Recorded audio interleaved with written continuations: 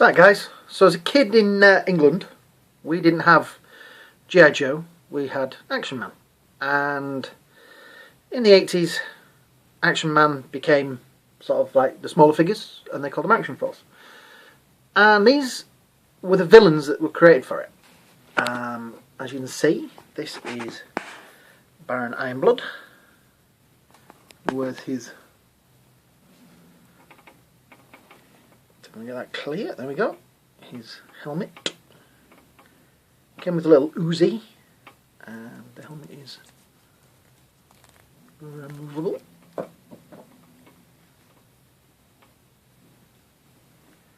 you can see,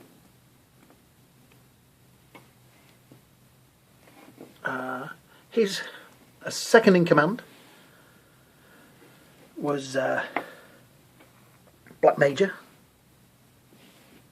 Now these were kind of cheaply made because these are just the regular figures that they had, just repainted. Obviously that was the commanding officer that they painted black. He was a mail-away figure, came in green, but then was repainted to be Black Major.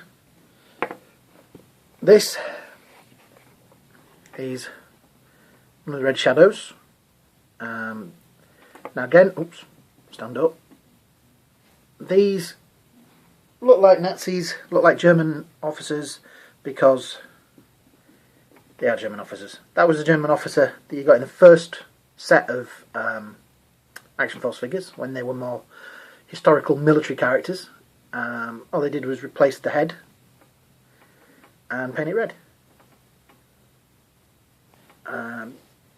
Terrorist organisation trying to take over the world. He came with a machine gun and a bazooka.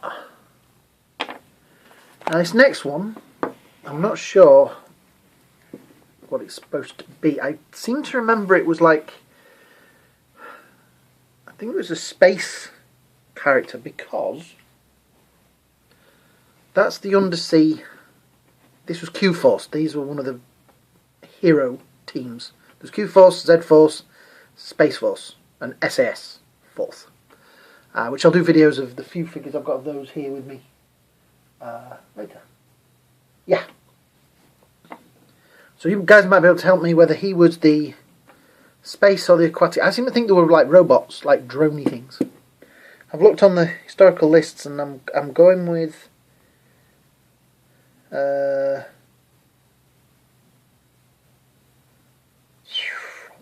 it's either Red Wolf or Red Laser. But the special one in the ones that I have is this, apparently. Because this is a Skeletron. Only available uncarded. No details of Skeletron have ever been released. So I have no idea what it is. But I picked all these up from a caboot years ago. I had them all myself, except for this guy. Yeah. So I say these were really, like a really cool thing when I was a kid. I played with these guys for hours. I had 3 of the Red Shadows, and my Baron Ironblood. I think my Baron Ironblood had black gloves on, but don't quote me on that. What made you actually just looking in the box I've got down here of spares? I believe that is Baron Ironblood's. Now the weird thing was that they did a comic along with this